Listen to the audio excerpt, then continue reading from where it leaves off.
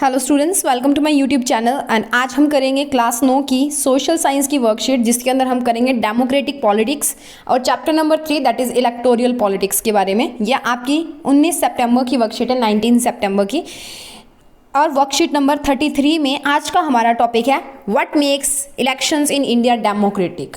भारत में जो इलेक्शंस होते हैं, चुनाव होते हैं, उनको लोकतांत्रिक कौन बनाता है या वो क्यों होते हैं। ठीक है, तो सबसे पहले लोकतांत्रिक होने का मतलब लोगों का तंत्र, यानी कि लोगों के द्वारा बनाए जाते हैं। तो भारत में जो भी इलेक्शंस होंगे ना, वो लोकतांत्रिक कौन बनाएगा? लोग बनाएंगे। ज़्यादा से ज़्यादा लोग अगर उसके अंदर हिस्सा लेंगे तो वो जो है वो डेमोक्रेटिक बनता जाएगा। देखो, और दूसरा है, देखो अब एक होता है कि अब जो लोग हिस्सा ले रहे हैं ना, उनको भी अलग से जो है वो जो खड़े होते हैं उम्मीदवार, वो कैसे ट्रीट कर सकते हैं, अनफेयर मीन्स जो यूज़ करते हैं उसके लिए देखिए। We get to read about a lot of unfair practices in elections like vote cast by false name.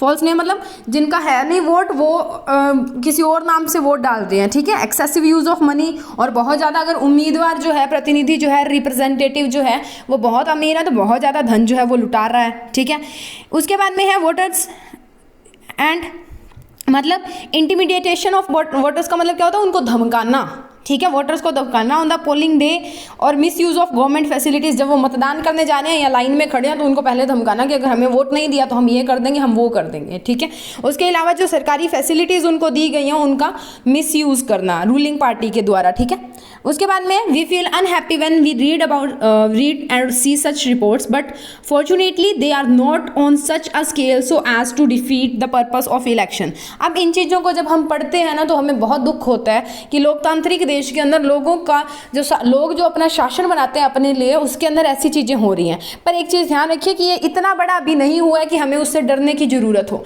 ठीक है, ताकि अगर हम डरेंगे तो फिर से गुलाम हो जाएंगे। बहुत मुश्किल से आज़ादी मिली है तो नहीं डरना है और वोट देने जरूर जाना है। ठीक है, उसके बाद में है can a party win an election and come to power not because it has popular support but through electoral malpractices.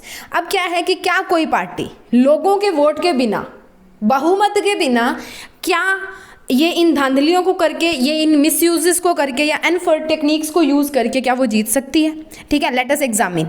अब वो उनके अनफेयर मीन्स कहाँ तक जाएंगे और कौन कौन उनको रोकने के लिए खड़ा है वो देखिए। Independent election commission. Independent election commission क्या करवाता है, इसका मैं आपको पूरा समझा देती हूँ। ये जो हमारे प्रेसिडेंट होते हैं ना इंडिया के, वो जो है इसको चूज़ करते हैं, अपॉइंट करते हैं किसके लिए? फ्री एंड फेयर इलेक्शंस के लिए। ठीक है, कंट्री के अंदर। अब जो इलेक्शन कमीशन है ना, जब से जो लोग हैं, जो नेता हैं, ठीक है, वो अपना इलेक्शन फॉर्म भरते हैं, वहाँ से लेके जब तक इलेक्शन होके उसके रिजल्ट्स नहीं आ जाते तब तक इलेक्शंस की देखरेख करता है। अब देखरेख में वो क्या करेगा? Election commission enjoys the same kind of independence such as judiciary enjoys. There is no external interfere in the work of the election commission.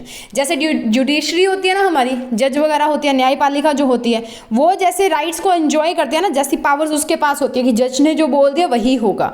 ठीक है, वैसा ही इलेक्शन कमीशन के पास होता है। अगर उनको लगता है कि कोई ऐसे अनफेयर मीन्स को यूज़ कर रहा है तो वो उसको सजा दे सकते हैं। ठीक है, ईसी कैन टेक्स, ईसी का मतलब election commission, decision on every aspect and conduct and control the elections from the announcement of election to the declaration of result। जब चुनावों की अनाउंसमेंट हो जाती है कि इस दिन ये इलेक्शन होगा, वहाँ से लेके तब से लेके जब तक वो खत्म होके उनका रिजल्ट नहीं आ जाता तब तक जो ईसी है वो अपना काम करती है। Implements the code of conduct जो कोड ऑफ कंडक्ट है वो लगाती हैं। अगर कोई अनफेयर यूज़ कर रहा है तो उसको पनिश करती हैं। मिस यूज़ जो होती है गवर्नमेंट मशीनरीज, जैसे इलेक्ट्रॉनिक वोटिंग मशीन जो ईवीएम हमने पढ़ा, उसका मिस यूज़ अगर कोई कर रहा है उन चीज़ों को वो रोकती है। उसके बाद में peoples participation in the election. और दूसरा अब क्या हो सकता है कि अगर कोई लोग मिसयूज़ कर रहे हैं, किन चीज़ों का धांधलियाँ कर रहे हैं, तो आप उससे डरिए मत, आप जाइए और अपना वोट डाल के आइए, अपना मत जो है वो दीजिए। आपको जो सरकार बनानी है आप बनाइए, डरने की कोई ज़रूरत नहीं है। Peoples participation in the election is usually measured by the voter turnout. अब पीपल्स पार्टिसिपेशन कैसे निकालते हैं? आप न्यूज़ में सुनते हो कि 90% जो है वो मतदान हुआ या वोट हुआ या पोलिंग हुई।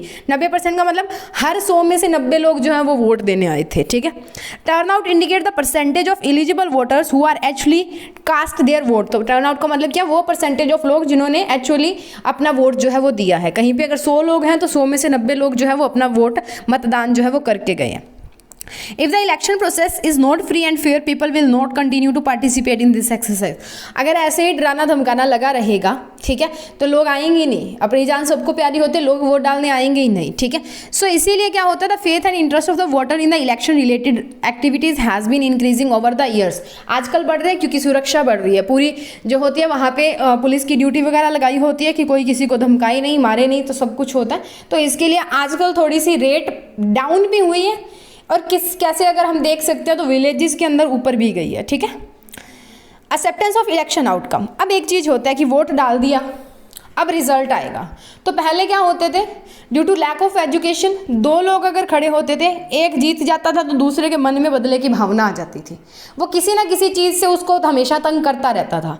पर आजकल क्या हुआ है, फ्री और फेयरनेस के कारण क्या हो चुका है और एजुकेशन के कारण क्या हो चुका है, अगर एक ये वाला जीत जाता है ना तो ये वाला बोलता है चल ठीक है, कंग्रेचुलेशंस, हम अगली बार ट्राई जो है वो करेंगे. तो ये चीज़ें जो है वो आने लग गई हैं, ठीक है.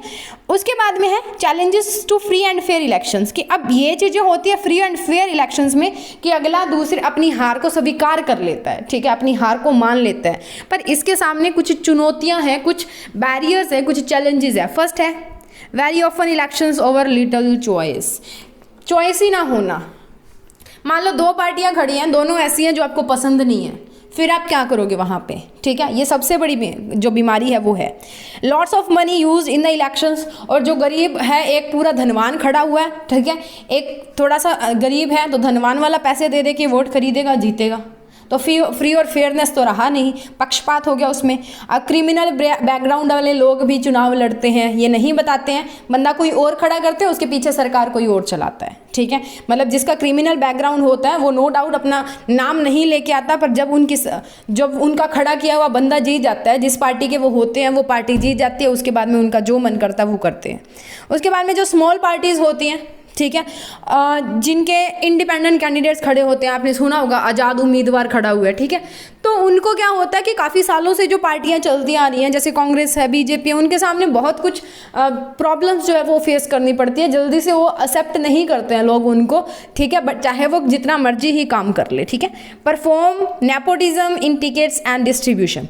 आजकल नेपोटिज्म का वर्ड तो आपको समझ आ ही गया होगा, एक चर्चित मुद्दा बना हुआ है, कंगना रनौत और सुशांत सिंह राजपूत वाला. नेपोटिज्म क्या होता है? नेपोटिज्म क्या होता है, एक अपने ही परिवार के लोगों को, अपने ही रिश्तेदारों को क्या करना, तवज्जो देना, टिकट्स देना. जैसे फिल्म इंडस्ट्री में नेपोटिज्म की बात आई थी, तो एक्टर के बच्चे जो हैं उन्हीं को ज़्यादातर फिल्में दी जा रही हैं, जो पहले से फिल्म इंडस्ट्री में है. जो अब नए आए हैं उनको कम दिए जा रहे हैं chances, that is leads to the nepotism. ऐसा कुछ चल रहा है आजकल. वही चीज़ है कि इलेक्शन में जो परिवार दर परिवार एक के बाद दूसरे रिश्तेदार को दिए जाते हैं, कभी किसी नए बंदे को चांस दिया ही नहीं जाता. यानी कि वही चल गया, पहले जब राजा का बेटा राजा ही होता था ना, वही चीज़ वापस चल गई है.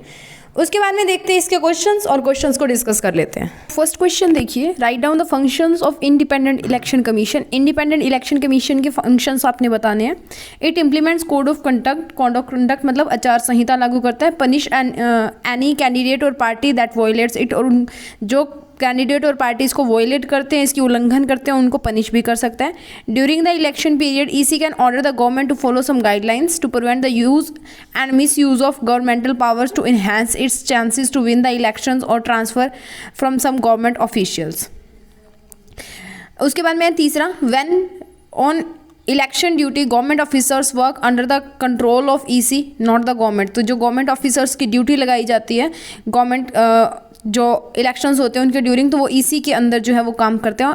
जो गवर्नमेंट होते हैं उसके अंदर नहीं करते, तो उनको जो है ईसी की पालना करनी पड़ती है. उनके जो पेज वगैरह होते हैं वो ईसी प्रोवाइड करता है उस दिन की, ठीक है. नेक्स्ट है, mention the ways to prevent the malpractices in election as per understanding. As per your understanding हमने बताना है. इलेक्शन कमीशन क्या करना चाहिए? Election commission should allow a particular amount of money to be spend by the political parties for election purpose. नहीं तो वो क्या करेंगे, ज़्यादा पैसा खर्च करके जो अमीर हैं वो जीत जाएंगे, गरीब वैसे रह जाएंगे, ठीक है. Voter should be allowed to vote only after producing a valid government generated photo identity card. और वोटर्स जो है उनको वोट डालने का अधिकार तभी देना चाहिए जब उनके पास एक गवर्नमेंट का दिया हुआ आइडेंटिटी कार्ड है जिसके ऊपर उनकी फोटो लगी है, ठीक है. उसके बाद में, what do you think the peoples participation is necessary in election? Explain. Election establish a inter relationship between the state and it's people where the sovereignty is in the hands of the people and they can corrupt the government where they make they make mistake. क्या होता है इस case में, जो लोकतांत्रिक देश होते हैं, डेमोक्रेटिक नेशंस होते हैं, उनके इलेक्शंस जो होते हैं, उनकी जो बागडोर होती है, सोवर्जिनिटी होती है, वो पीपल्स के हाथ में होती है। अगर कोई गवर्नमेंट है जो उनका काम नहीं करती है, कोई गलतियां करती है, तो उसको कुछ टाइम बाद बदल सकते हैं। What kind of government we want, हमें कैसी गवर्नमेंट चाहिए, what we want that from that government, हमें उस गवर्नमेंट से क्या चाहिए और उस गवर्नमेंट को कैसे काम करना चाहिए, how that government should be run. That's why, इसीलिए जो पीपल्स की पार्टिसिपेशन है वो जरूरी है, इंपॉर्टेंट है इलेक्शंस के अंदर। ठीक है, नेक्स्ट है according to you what are the challenges in free and fair elections. पहला है candidates and parties with lot of money enjoy big and unfair advantages over small parties और independent candidates. Candidates with criminal records have been able to push others out of electoral race and secure the ticket from the major party. और बड़ी पार्टियों में से दूसरों को निकाल के खुद वहाँ पे आ जाते हैं।